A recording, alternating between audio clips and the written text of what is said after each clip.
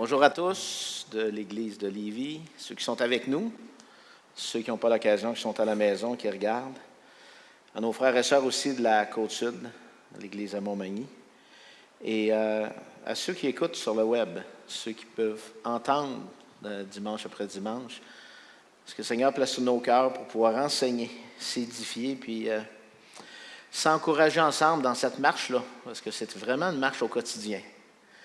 Ce n'est pas une journée pour tout le temps, c'est à chaque jour. Je vais commencer en priant, demandant au Seigneur de ce qui m'a permis de préparer, que vraiment je puisse le livrer comme lui le veut, qu'il puisse venir toucher nos cœurs par son esprit. Si ce n'est pas l'œuvre du Seigneur, c'est une œuvre qui est vaine, c'est une œuvre qui ne porte pas de fruits. Donc, Père Céleste, c'est vraiment ma prière ce matin que ce que tu m'as donné quand j'ai passé du temps avec toi pour creuser, pour regarder davantage cet enseignement-là. Seigneur, permets dans ta grâce que je le livre avec tes mots, avec la puissance de ton esprit, pour que tu sois glorifié, Seigneur. Viens toucher nos cœurs, on a tellement besoin de toi. Et c'est vraiment ce que tu désires, toucher le cœur de chacun de tes enfants, les transformer à l'image de Christ. Et c'est dans son nom précieux que je te prie. Amen. 2 fois, amen. On va regarder ensemble dans cet enseignement-là, et là je dis bien les bienfaits de la confession, de la repentance, qui finalement permet à Dieu de nous amener vraiment dans ce but-là que le Père a pour nous, de nous transformer à l'image de Christ. Et c'est particulier de dire que c'est un bienfait, parce que la confession et la repentance, par principe, on n'a pas l'impression que c'est un bienfait, mais que c'est plutôt quelque chose qui est accablant. Mais vous allez voir qu'à travers la parole, le Seigneur nous montre que c'est loin d'être accablant.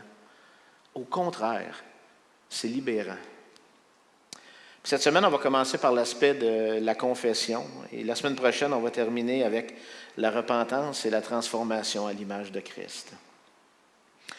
Je vais commencer par un bref résumé de la création à aujourd'hui. Et vous la connaissez, mais je vais le faire très rapidement parce que j'ai un but avec ça. Vous savez, lorsque Dieu a créé le monde, tout était parfait. Pourquoi? Parce qu'il est parfait. Donc, ça ne pouvait pas être autrement. Au début, l'homme était dans le jardin d'Éden en communion intime et parfaite avec son Créateur. L'homme était dans sa présence, puis il s'occupait de tout ce que Dieu lui demandait. Il avait placé à ses côtés une compagne.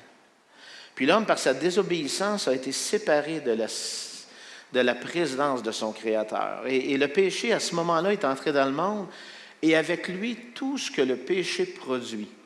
Et là, la parole nous en parle. Dans Galates 5, 19 à 21, ça dit « Or, les œuvres de la chair sont manifestes.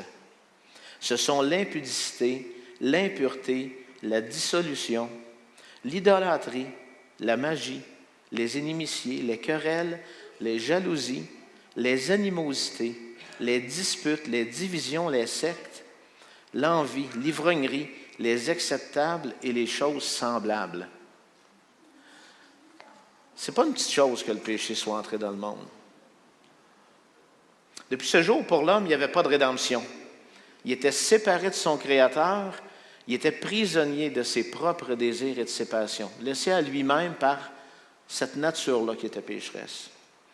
Et malgré sa bonne volonté, l'homme ne pouvait que faire des œuvres mortes. Galates 5, 17 nous dit « Car la chair, donc cette nature-là qui est en nous, a des désirs contraires à ceux de l'esprit, et l'esprit en a de contraire à ceux de la chair. Ils sont opposés entre eux, afin que vous ne fassiez point ce que vous voudriez. » C'est le Seigneur qui le dit, qu'on ne puisse pas faire même ce qu'on voudrait faire. Mais Christ est venu, puis il a tout changé par sa mort. Il nous a réconciliés avec le Père, et dans sa bonté, le Père nous a rachetés. Jean 1, 12, 13 nous dit « Mais à tous ceux qui l'ont reçu, à ceux qui croient en son nom, elle a donné le pouvoir de devenir enfants de Dieu, lesquels sont nés non du sang, ni de la volonté de la chair, ni de la volonté de l'homme, mais de Dieu. » Vous savez, en devenant enfants de Dieu, là, ce n'est pas par notre propre volonté, mais c'est vraiment par la volonté de Dieu, et nous recevons son Esprit Saint. Et lui nous confirme que nous sommes nés de nouveau, comme la parole le dit. Romains 8,16 nous dit que l'Esprit lui-même rend témoignage à notre esprit que nous sommes enfants de Dieu. Un enfant de Dieu ne peut pas se demander s'il l'est ou non. L'Esprit rend témoignage dans lui en lui disant « Oui, tu es mon enfant ». Et maintenant, par son Esprit, il nous est possible de vaincre le péché. Romains 8,13 nous dit « Si vous vivez selon la chair, vous mourrez ». Et là, on parle des actions qui nous font mourir, pas d'une mort imminente. Mais si par l'Esprit, vous faites mourir les actions du corps, vous vivrez. Pourquoi est-ce que je commence dans cet enseignement-là avec quelque chose qu'on connaît déjà tellement bien? Je veux vraiment mettre en lumière quelque chose de tellement important dans ce qu'on va entendre dans les prochains 2 enseignements qu'on va faire. Tout simplement pour nous rappeler qu'on a vraiment été créés pour être en présence de Dieu. Hein? Son plan, c'était ça. C'était pas « vous l'avez été pour un temps et vous ne l'êtes plus ». Mais évidemment, pour le moment, on ne l'est pas. Mais malgré qu'on ne soit pas dans sa présence physique, je peux vous garantir que le Seigneur veut que nos paroles et nos actions soient comme si nous l'étions.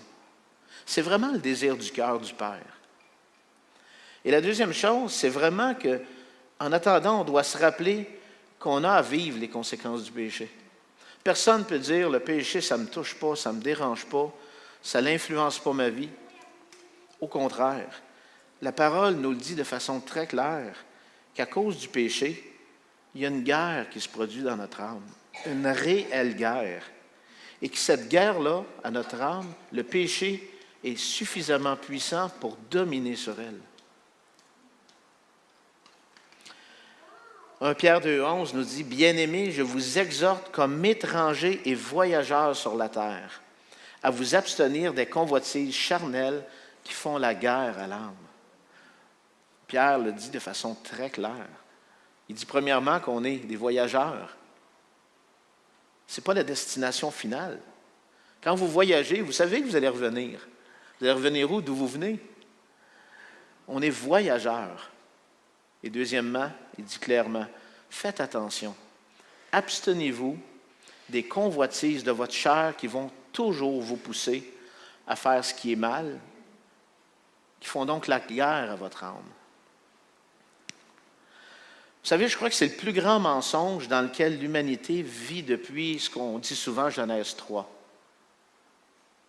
La chute de l'homme. C'est croire qu'il est capable d'amour, de justice, de miséricorde, de compassion comme son Créateur. Croire qu'il est capable d'amour, de justice, de miséricorde, de compassion comme son Créateur. Croire que le péché ne domine pas sur lui, mais qu'il a le pouvoir de le combattre par ses propres forces. Croire qu'il peut lui-même se réconcilier avec son Créateur. Ces choses-là sont inscrites dans cette nature-là, qu'on ne le veuille ou non. On a la certitude qu'on est capable d'aimer comme le Père aime, de miséricorde comme le Père est miséricordieux. Croire qu'à travers ce qu'on va faire, un jour, nous allons pouvoir nous racheter. Croire que le péché n'est pas si puissant et que si je le veux, je vais dominer sur lui. C'est exactement ce qui se passe dans nos vies.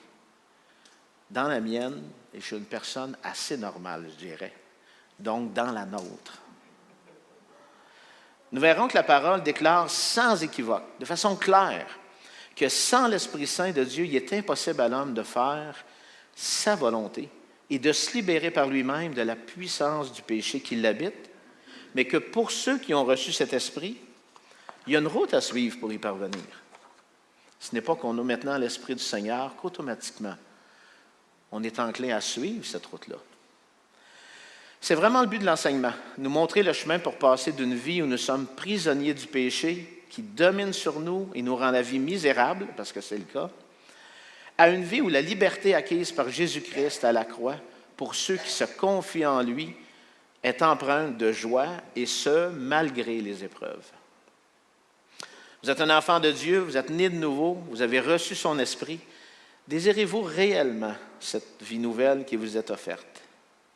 Si oui, il va y avoir un prix à payer parce que le combat est vraiment un combat difficile, un combat de chaque instant, un combat qui fait la guerre à votre âme, comme on l'a lu dans Pierre tantôt.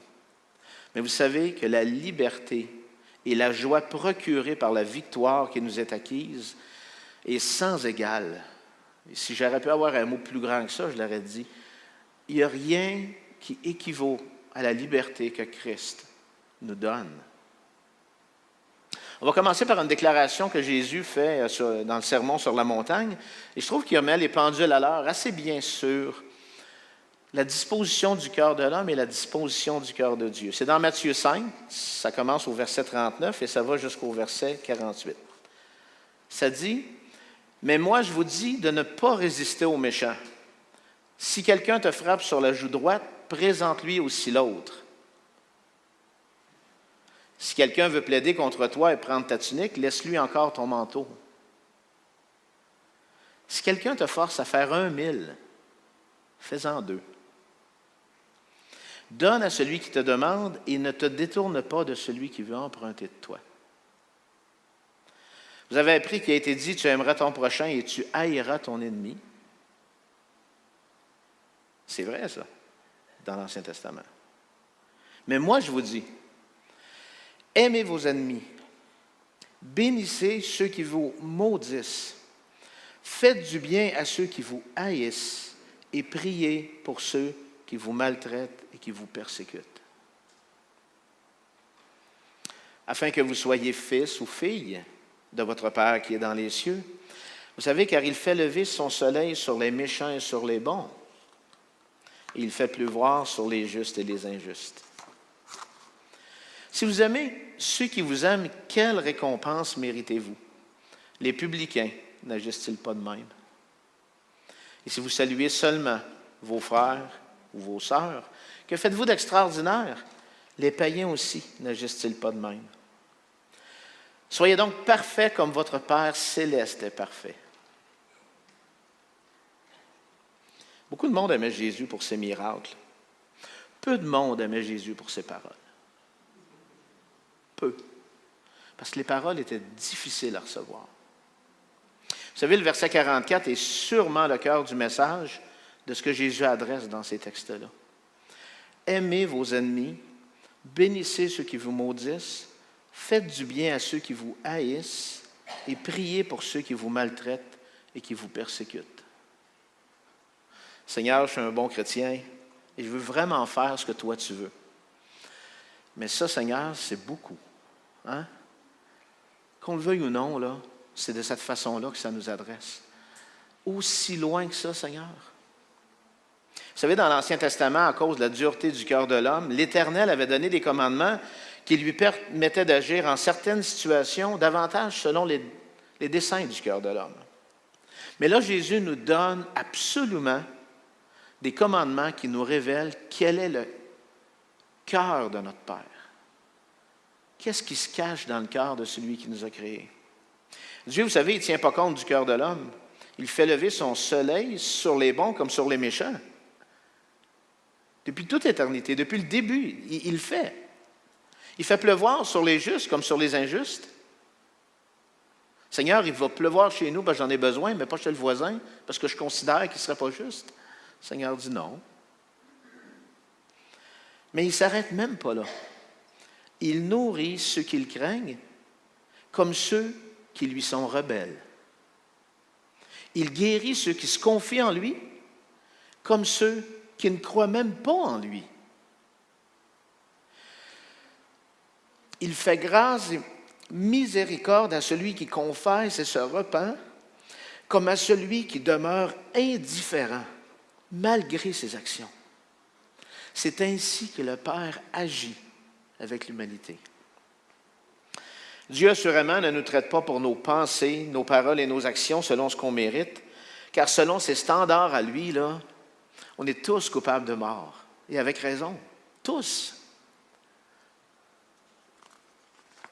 Notre Créateur est infiniment saint, parfait dans toutes ses voies, Qui peut prétendre être juste devant lui? Qui pourrait se dresser devant lui et dire, moi, je suis juste? Pourtant, vous savez, un jour, on va tous comparaître. Que vous croyez en l'Éternel ou non, on va tous comparaître devant lui. 2 Corinthiens 5,10, car il nous faut tous comparaître devant le tribunal de Christ, afin que chacun reçoive selon le bien ou le mal qu'il aura fait étant dans son corps. Vous savez, Jésus, par ses paroles qui est écrites dans Matthieu, nous donne les indications à suivre dans nos comportements les uns avec les autres, car il nous fait comprendre que c'est ainsi que le Père agit avec nous. Il ne l'a pas juste dit pour dire, voici comment mon Père agit avec vous. Il le dit parce qu'il dit, faites de même. Vous savez, si vous aimez ceux qui vous aiment, il n'y en a pas de récompense. Si vous saluez, vous prenez soin de ceux qui sont vos frères ou vos sœurs, il n'y en a pas de récompense. Si vous ne le faites que comme les publicains ou les païens. Et là, le Seigneur nous dit, soyez donc parfaits comme le Père l'est. Vous savez, lorsqu'on doit agir par amour, justice, compassion, miséricorde, est-ce qu'on le fait vraiment comme notre Père céleste le fait envers nous? Une bonne question. Père, est-ce que j'agis avec les autres comme toi tu agis avec moi? Lorsqu'on pardonne ou qu'on demande pardon, est-ce qu'on le fait comme le Père le fait avec nous? Comment vous réagissez lorsque quelqu'un vous agit injustement à votre égard? La personne n'a vraiment pas été juste avec vous. Réclamez-vous justice. Seigneur, dans ce cas-là, c'est important que je réclame justice. Est-ce que c'est ce que vous pensez? Est-ce que vous voulez faire ça à tout prix? Ou remettez-vous cette justice-là à votre Père? Parce que le Père nous dit que c'est à lui la justice. Ce n'est pas à nous de la réclamer. C'est à lui de nous la donner. Et il y a une part de justice que nous aurons aujourd'hui sur terre, que le Père voudra nous accorder, et une autre où le Père dit non, tu l'auras quand tu vas être avec moi. Comment est-ce que vous réagissez lorsque quelqu'un vous traite avec méchanceté? Pas fin, pas gentil, désagréable, des paroles dures à entendre. Parlerez-vous en mal de lui? Ou allez-vous prier pour lui? Comment est-ce que vous réagissez lorsque quelqu'un vous a blessé? Est-ce qu'on veut rendre le mal pour le mal? Ou est-ce qu'on est prêt à pardonner comme le Père nous pardonne? Vous savez, c'est plusieurs questions qui demandent vraiment réflexion. On a beau savoir ce que Dieu nous demande, le faisons-nous. Mais surtout, le faisons-nous comme le Père le fait pour nous. Vous savez, j'ai réalisé dans ma vie que je cherchais par moi-même à faire grâce, à pardonner, à être compatissant, miséricordieux, à être bon, patient avec les autres, à aimer même si certains ne sont pas aimables. Le résultat, là, si je peux vous sauver du temps et de l'énergie, le résultat est simple. Tout ce que je cherchais à faire par moi-même ne produisait que de la déception et de la frustration. Ne produisait que ça. J'ai aussi réalisé que lorsque j'avais besoin que Dieu me fasse grâce à moi, qu'il me pardonne, qu'il soit compatissant et miséricordieux, parce que je tombe à genoux et je me disais, « Ah, Seigneur, comment tu fais pour me supporter? » Je ne voulais pas qu'il fasse comme moi je le faisais. Je me disais, non, non, Seigneur, fais-les pas comme moi j'ai tendance à le faire. Fais-les comme toi seul peux le faire. En conclusion, ce que le Seigneur m'a appris, puis m'apprend encore, évidemment, c'est que tant que ma chair essaiera de reproduire pour les autres ce que Dieu seul peut faire, il n'y aura pas de joie et de liberté. Il n'y en aura pas. J'aurais beau essayer, il n'y en aura pas. Vous savez, apprendre à faire grâce, être compatissant, miséricordieux, bon et patient avec les autres comme le Père l'est pour nous, c'est une leçon qui a commencé le jour où le Seigneur vous a rencontré et jusqu'à ce qu'il vienne vous chercher. C'est une leçon de chaque jour. jusqu'à ce qu'on saisisse la profondeur de son amour, sa justice, son pardon. Nous n'irons pas plus loin que ce que nous sommes capables par nous-mêmes de produire. Et vous constaterez que ce que vous produisez par vous-même n'a pour résultat que des œuvres mortes. Et ils ne vous rendent jamais libres, ces œuvres-là. Ils vous gardent dans la peine, la frustration et la misère. Puis un jour, vous en avez assez. Un jour, tu dis, Seigneur, là, j'ai assez goûté à ça. Et là, je me mets à crier à mon Père comme jamais avant. Là, Seigneur, je sais que tu m'as déjà entendu, mais là, mon cœur est disposé à t'entendre, toi. Père, sauve-moi de ces œuvres mortes et produis en moi ces œuvres de vie par ton Saint-Esprit. Produis-les par ton Saint-Esprit, par ta puissance. Savez-vous ce que vous allez réaliser en premier, puis ça va vraiment vous surprendre? C'est que vous verrez dans toutes ces choses que, premièrement, c'est contre l'Éternel que vous-même avez péché. Ce n'est pas la première pensée qu'on aurait. Quand on va vers notre Père, il va nous montrer, il va nous... Et là, la première chose qu'il me montre, c'est, regarde, Michel, comment, à mon égard, tu as manqué. Et tu as péché en faisant ça. On va voir les choses comme Dieu les voit, parce qu'on est prêt à les voir comme il les voit. Et on est atterré de constater qu'on n'est pas seulement la victime des autres, mais que nous aussi, on a péché contre l'Éternel, dans des circonstances qu'on n'imagine même pas, des circonstances qu'on ne voit pas, qu'on ne soupçonne pas.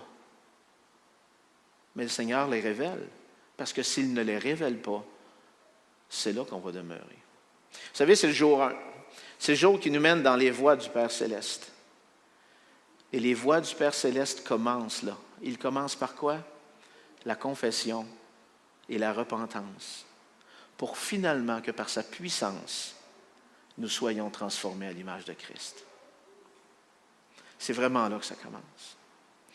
Si Dieu agit avec tant de grâce, d'amour, de compassion envers nous, alors comment est-ce qu'on peut penser qu'il ne va pas nous demander à nous-mêmes de faire pareil les uns avec les autres? Si vous désirez être réellement disciples de Christ, fils et filles de votre Père, est-ce qu'on ne doit pas agir comme lui? Poser la question, ça y répondre. Hein? Matthieu 5, 45, le Seigneur l'a dit. Après qu'il a dit « Aimez vos ennemis, bénissez » et tout ça, il dit « Afin que vous soyez fils ou filles de votre Père dans les cieux. » Vous voulez être fils ou fille? C'est là que ça commence. Vous savez, à travers toutes les circonstances, les épreuves, les difficultés de nos vies, le Père ne va pas cesser d'œuvrer pour qu'on le connaisse de plus en plus. Il va en être ainsi parce qu'il veut réellement remplir sa promesse. Sa promesse, c'est « Je vais vous transformer à l'image de Jésus-Christ ».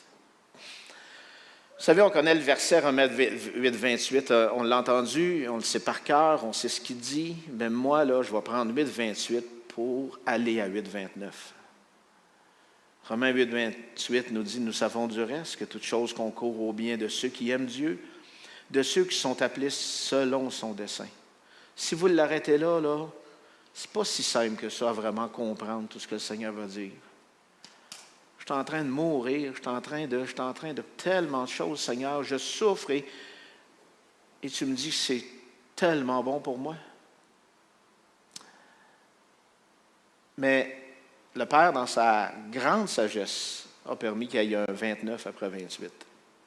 Car ceux qu'il a connus d'avance, il les a aussi prédestinés à être semblables à l'image de son Fils, afin que son Fils fût le premier-né entre plusieurs frères. Toutes les circonstances de vos vies, tout ce qui concourt à votre bien, sous-tendant une seule chose, que parce que vous aimez Christ, le Père s'en servira pour vous amener à l'image de Christ. C'est son engagement et il les tient, ces engagements. Nous, pas tout le temps, mais le Père le fait. Vous savez, ceux qui cherchent le Seigneur de tout leur cœur dans tout ce qu'ils vivent, réalisent que cette route les mène sur les chemins réellement de la confession et de la repentance. Si vous désirez marcher avec lui, et vous laissez transformer, vous allez réaliser que la première chose que le Père va vous amener à faire, c'est confesser. Mais c'est quoi confesser? Confesser, c'est déclarer une chose qu'on reconnaît comme vraie. En rapport avec des paroles, des actions que j'ai commises, si j'ai fait tort à quelqu'un et que je le confesse publiquement, je reconnais devant tous que j'ai fait tort à cette personne. Je reconnais que c'est vrai. Vous savez, on doit confesser bien humblement. Donc, on doit reconnaître que c'est vrai bien humblement toute la difficulté qu'on a à laisser le Père accomplir l'œuvre qu'il veut accomplir dans nos vies. Est-ce que vous connaissez ce verset? Ça, c'est un nouveau, vous n'avez pas lu souvent probablement. Jacques 4, 6b, la deuxième partie. Dieu résiste aux orgueilleux, mais il fait grâce aux humbles. Vous savez, on a tous le même sentiment dans le fond de notre cœur, qu'on est davantage humble qu'orgueilleux. Il n'y a pas un ici qui peut prétendre le contraire. J'en suis certain. On a tous dans notre tête, on dit, Seigneur, oui, je sais que je suis orgueilleux, mais quand même, Seigneur, pas tant que ça, pas à ce point-là. Donc, on veut qu'un sentiment d'humilité nous remplisse. Mais si on serait si humble, pourquoi est-ce qu'on a tant de difficultés à confesser? Pourquoi est-ce qu'on a tant de difficultés à aller jusqu'à se repentir? Et pourquoi on a tant de difficultés à laisser le Père nous transformer à l'image de Christ? Voulez-vous réellement vous battre contre Dieu? Il résiste aux orgueilleux. Allez-vous gagner? Je perds à toutes les fois. Je perds contre ma femme souvent. Fait imaginez-vous contre le Seigneur, là, c'est clair. On ne s'en rend pas compte. On résiste devant notre Père qui veut de bonnes choses pour ses enfants. C'est aberrant comment notre nature peut nous amener à penser que les bonnes choses ne sont pas là. Je peux vous garantir que Dieu place sur notre route une multitude de situations qui servent à nous amener à confesser, se repentir et se laisser transformer. Mais plutôt que de le laisser agir, nous combattons par nos propres moyens pour absolument vouloir se sortir de ces situations-là. Au final, nous restons tels que nous sommes, prisonniers de ce que nous étions prisonniers. Pas d'autre chemin. On ne confesse pas, on ne se repent pas, on n'est pas amené à être transformé à l'image de Christ. Vous n'êtes pas transformé à l'image de Christ, vous demeurez tel que vous êtes. Ça, c'est juste de la logique. Mais ça tient sa place pareil. Mais on ne le voit pas comme ça. Vous savez, la réalité de nos vies fait qu'il se livre vraiment un combat chaque jour dans notre âme entre le bien et le mal. Et tant qu'on ne laisse pas la puissance de Dieu agir en nous, reconnaissant toute notre faiblesse, notre incapacité, ça, c'est un fruit de l'humilité. À faire tout ce que lui seul peut faire, le mal plus puissant que nous finit par dominer sur nous. Et Paul a décidé de le dire aux Romains, de façon très simple et très claire aussi. Romains 8, 5 jusqu'à 9. Ceux en effet qui vivent selon la chair s'affectionnent aux choses de la chair, tandis que ceux qui vivent selon l'esprit s'affectionnent aux choses de l'esprit. Et l'affection de la chair, c'est la mort, tandis que l'affection de l'esprit, c'est la vie et la paix. Et je le rappelle, là, on ne parle pas de mort physique. On parle d'œuvres qui sont mortes, qui produisent la mort dans nos vies. Car l'affection de la chair est inimitié contre Dieu, parce qu'elle ne se soumet pas à la loi de Dieu et qu'elle ne le peut même pas. Or, ceux qui vivent selon la chair ne sauraient plaire à Dieu. Pour vous, vous ne vivez pas selon la chair, mais selon l'Esprit, si du moins l'Esprit de Dieu habite en vous. Si quelqu'un n'a pas l'Esprit de Christ, il ne lui appartient pas. La chair, notre nature pécheresse, malgré qu'elle veut prétendre faire le bien, ne peut pas et ne veut pas se soumettre à la loi de Dieu. Elle ne le peut simplement pas. C'est tellement simple à comprendre, mais tellement difficile à vivre. Une grande différence entre les deux. Comprendre quelque chose, mais le vivre. Donc, pour que Christ soit formé en nous, la confession est le point de départ. Je ne peux pas inverser. Je ne peux pas dire, Seigneur, tu vas me transformer, je me repentirai, puis je confesserai. C'est impossible. La confession est le point de départ, mais ça doit être aussi un fruit produit par l'Esprit qui est en nous. Ainsi, nous serons transformés. Et là, je vais vraiment insister, un fruit produit par l'Esprit Saint, pour la simple raison qu'on doit comprendre que notre chair voudra, par tous les moyens, produire par elle-même un esprit de confession.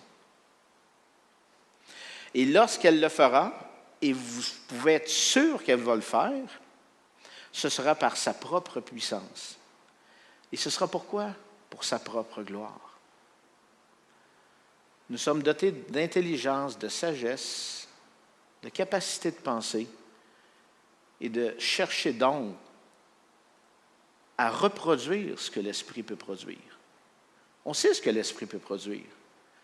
La chair va toujours dire, Michel, avant d'aller là, avant d'aller aussi loin que ça, là, parce qu'écoute, tu y vas fort là, si tu laisses quelqu'un d'autre contrôler ta vie. Essaie. Tu peux. Tu vas y arriver. On va voir la différence entre la confession qui est produite par notre chair puis celle qui est produite par l'Esprit. Premièrement, si on commence par la chair. Vous savez, la chair ne voit pas l'importance de confesser premièrement ses péchés à notre Père céleste. Pas vraiment. Le fait de devoir confesser à ceux qu'on a blessés, là, c'est déjà un très grand pas. Ça, c'est vraiment comment notre nature voit les choses.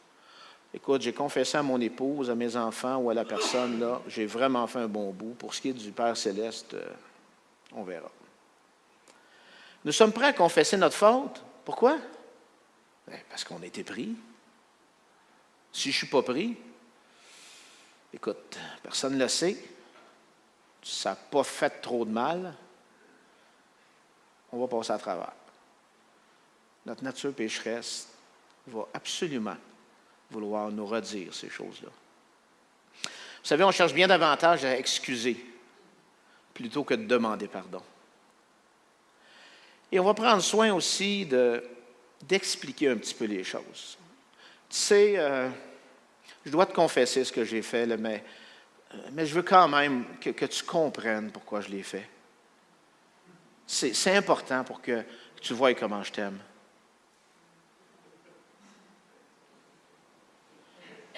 Ça, c'est l'attitude de la nature qui est en nous. Vous savez, au bout de la confession, notre nature va dire, écoute, tu t'es confessé, là, pensez même à se repentir, là. Elle ose nous dire, exagère pas. Tu en as déjà fait suffisamment. Tu as confessé ta faute, on t'a pardonné. Pour ce qui est de changer, c'est correct. La nature pécheresse va constamment chercher à nous rappeler ces choses-là, par tous les moyens, par toutes les paroles, par toutes les situations. Elle va trouver le moyen de nous convaincre de ça. Fait qu'en résumé, concernant la confession produite par notre chair, Dieu n'est pas vraiment dans l'équation. S'il serait, là, je n'aurais pas tout à fait parlé comme ça. Fait qu'il n'est pas tant que ça dans l'équation. Elle ne se déclare que si elle se fait prendre, elle essaiera de se justifier. Elle voudra davantage s'excuser que de chercher à demander pardon. Et elle ne se préoccupera pas de chercher réellement à changer ou se repentir. Est-ce que vous avez déjà remarqué des comportements comme ça chez les autres? Et là, dites les autres, n'osez pas dire chez vous, là, ça serait gênant. Est-ce que vous avez lutté contre ces comportements-là? Est-ce que vous êtes déçus parce que vous voyez des gens que vous aimez autour de vous agir comme ça? Et j'oserais dire même des frères et sœurs dans le Seigneur qui devraient être tellement au-dessus de ça. Vous connaissez les réponses, hein? Ils commencent par oui. Oui, puis encore oui. Vous savez, il y a des personnes qui sont promptes à confesser leurs fautes. Il y a des personnes que dans leur nature, c'est quand même assez facile de le faire. S'excuser, demander pardon. Mais, parce qu'il y a un mais, ils ne changeront pas. Ah, je te demande pardon, mon amour, d'avoir fait ça. 2 semaines après, je te demande pardon d'avoir refait ça. Au bout de 6 mois, calculé à coup de 2 semaines, ça fait plusieurs fois. Je confesse, j'arrive à le faire de façon assez trop facile. Et je ne change pas. Vous savez, le cycle se répète donc sans cesse et sans aucun changement. Vous savez, il faut comprendre que la confession, qui est la première chose qui nous amène vers être transformés à l'image de Christ, la confession seule ne produit rien de plus que de recevoir le pardon de la faute. Et je ne dis pas que c'est peu de choses, vous allez voir que c'est quelque chose de grand, mais ça ne va pas plus loin que ça. J'arrête à la confession, j'arrête là. Est-ce que ça nous donne le droit de cesser de pardonner lorsque la situation se présente encore et encore? Là, j'ai dit, est-ce que ça nous donne le droit? Je n'ai pas dit le goût, parce que je vais vous dire que ça nous donne le goût d'arrêter de pardonner, de façon très claire. Mais le Père continue de pardonner. Le Père dit qu'il pardonne ses enfants. Nous devrons donc toujours continuer de pardonner. Jésus répond à Pierre dans Matthieu 18, 21, 22. Alors Pierre s'approche de lui et dit, « Seigneur, combien de fois est-ce que je vais pardonner à mon frère lorsqu'il va pécher contre moi? Mon frère a péché contre moi combien de fois, Seigneur? » Et Pierre, dans sa grande sagesse, s'est dit, « Si je me rends à 7, les autres vont tous dire, « Wow, Pierre a dit 7. » Mais le Seigneur a ramené Pierre à l'ordre, comme il l'a fait à plus d'une reprise. Jésus lui dit, « Je ne te dis pas jusqu'à 7, mais jusqu'à 70 fois 7 fois. » Le chiffre rendu là ne comptait plus vraiment. La leçon était donnée. Pierre, tu vas pardonner comme ton Père. Aussi souvent que lui. As-tu idée, Pierre, comment ton Père dans les cieux t'a pardonné de fois depuis que tu es venu au monde? La leçon devait être claire pour Pierre. Jésus donne une réponse tellement simple, mais qui dit tout ce que le Père fait pour nous. Est-ce que parce que notre Père ne cesse de nous pardonner, on doit continuer de pécher? Évidemment, la réponse est non. On le sait tous. Vous savez, il y a beaucoup de tristesse dans notre cœur. Pour nous, comme pour le Père, lorsqu'on voit que ceux qu'on aime reviennent constamment pour demander pardon, toujours pour les mêmes choses, et sans cesse recommencer. Ce serait mentir de dire que ça ne cause pas de tristesse dans notre cœur, mais c'est la même chose pour notre Père. Ça le rend triste, mais jamais il ne cessera de pardonner. Et comment est-ce qu'il agit avec nous? Avec patience. Et il veut continuer de nous enseigner jusqu'à ce que la repentance suive la confession. Le Père le fait ainsi. Le Père nous demande de le faire ainsi. La parole nous dit, si on confesse nos péchés, il est fidèle et juste pour nous les pardonner et pour nous purifier de toute iniquité. C'est donc clair que sans aucun doute, quand on confesse à notre Père nos fautes, il nous pardonne. Mais il ne veut pas seulement pardonner. Il veut nous purifier de tout péché. On va plus loin, ça. La confession n'est pas « je m'excuse pour le tort que j'ai fait ».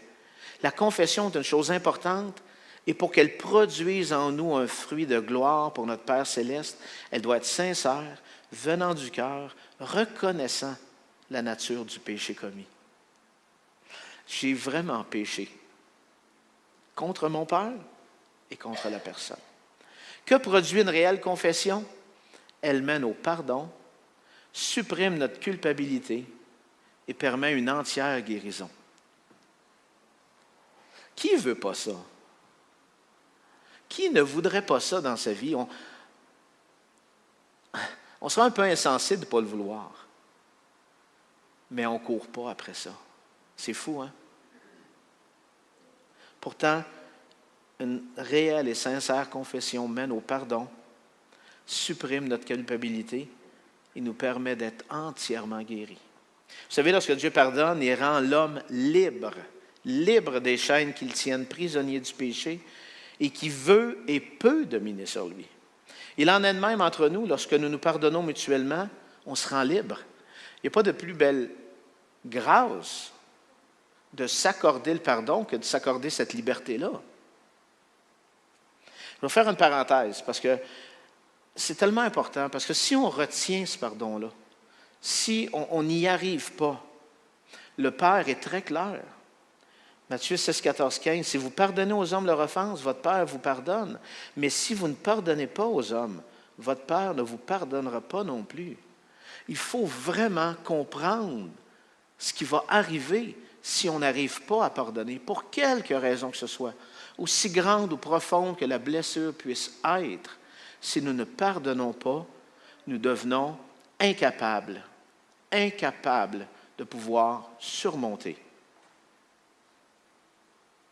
ce qu'on va avoir à vivre. On va demeurer quoi? Absolument prisonnier.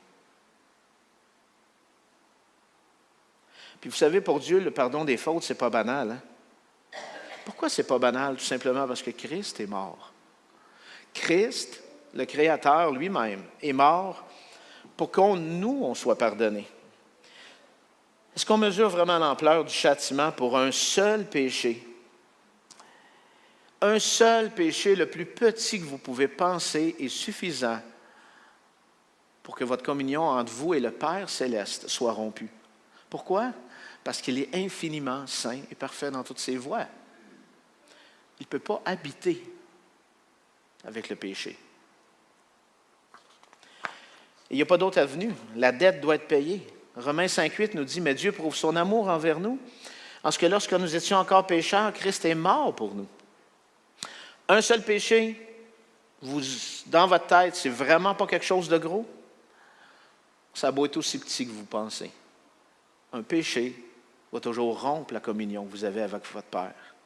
Et pour rétablir cette communion-là, le châtiment aura été la mort de Christ.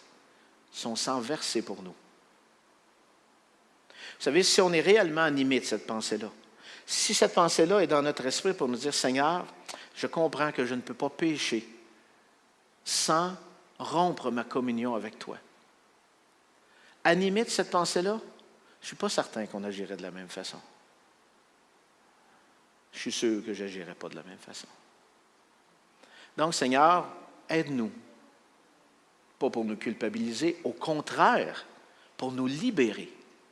Aide-nous à être animés de cette pensée. Vous savez, de l'autre côté de la médaille, il y a le plus grand mensonge que le diable et ma chair cherchent par tous les moyens à me faire croire. Le diable et ma chair vont me dire tout simplement, tu sais, c'est mieux de le garder caché, celui-là. Parce que si tu le révèles, là, ça va faire mal. Il y a des dommages collatéraux pour toi, pour l'autre, peut-être même des personnes un peu autour. Si tu n'en parles pas, si on essaye de l'étouffer, on est correct. Puis finalement, on est correct, nous étouffe, nous accable, nous rend la vie misérable. Et ça, je vous le garantis. Par expérience, je vous le garantis. Que pour moi, c'est comme ça que ça se passe. Enlève l'idée de confesser, garde le péché parce qu'il n'est pas vraiment trop connu et tu vas t'en sortir. Jamais. Aussi grandes que soient les circonstances qui vont nous amener à être troublés et vivre des moments difficiles à travers les pardons, la liberté est au bout. Dans l'autre cas, ce qui va arriver, là, vous allez demeurer prisonnier de votre péché, mais ce péché-là va en entraîner d'autres pour pouvoir le cacher. Et le cacher encore. C'est juste une question de temps.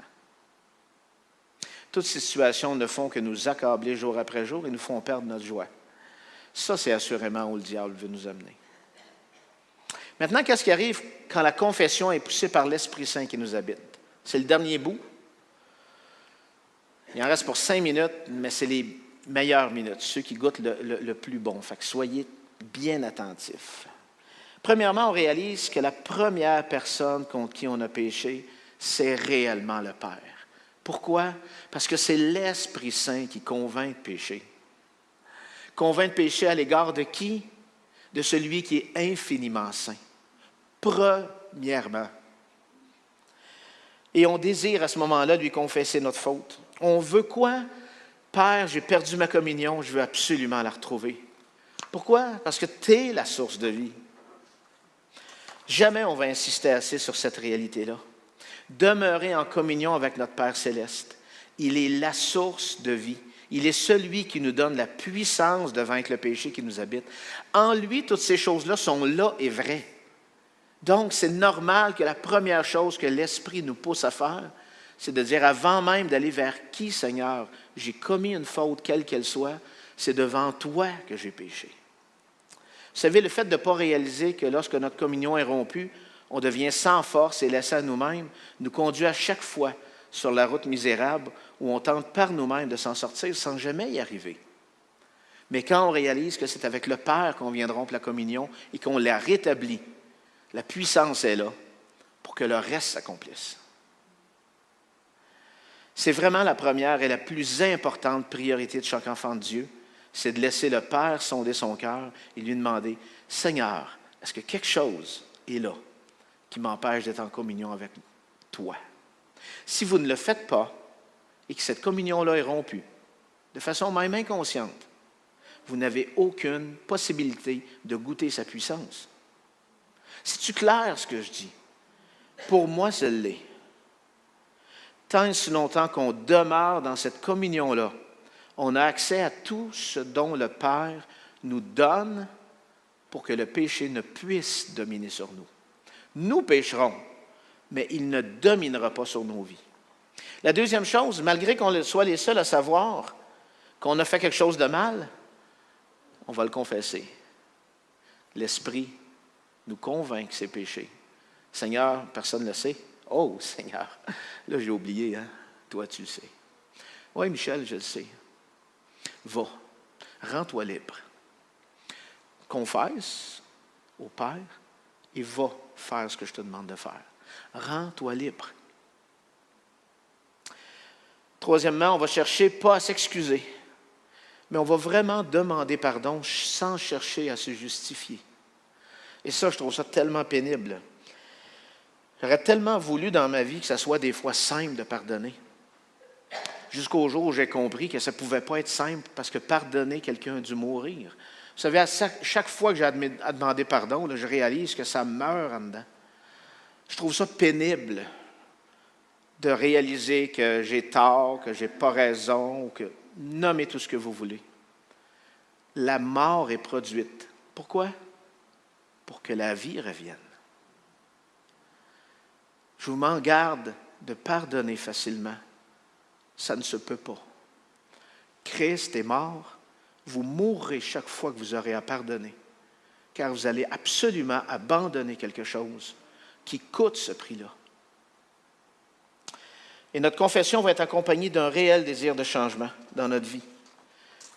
Après cette confession-là, il y a une réelle repentance. On le désire, on veut changer. Tout ça produit par l'Esprit. Fait qu'en résumé, concernant la confession poussée par l'Esprit Saint, elle reconnaît qu'elle a péché premièrement devant l'Éternel et désire à tout prix retrouver sa communion. Elle se déclare malgré que l'on soit seul à connaître notre faute. Elle n'essaie pas de se justifier. Elle demande pardon et désire réellement changer, se repentir. Vous savez, Dieu nous parle de confession qui mène au pardon, à une pleine liberté et à la joie retrouvée. Je le répète parce que c'est vraiment important. La confession poussée par l'Esprit Saint nous libère et mène à la joie. Elle efface le poids du péché, le sentiment de culpabilité. Elle annule la dette qui a été payée parce que Christ a tout payé. Il n'y a pas de meilleur sentiment que cette liberté-là. Vous savez, vous allez devoir choisir, et je dois choisir, malgré les conséquences, confesser pour être libre ou demeurer dans le mensonge et être toujours davantage accablé. La confession, c'est le premier pas et ça va nous mener à la repentance. C'est ce qu'on va voir la semaine prochaine. La repentance est finalement transformée à l'image de Christ.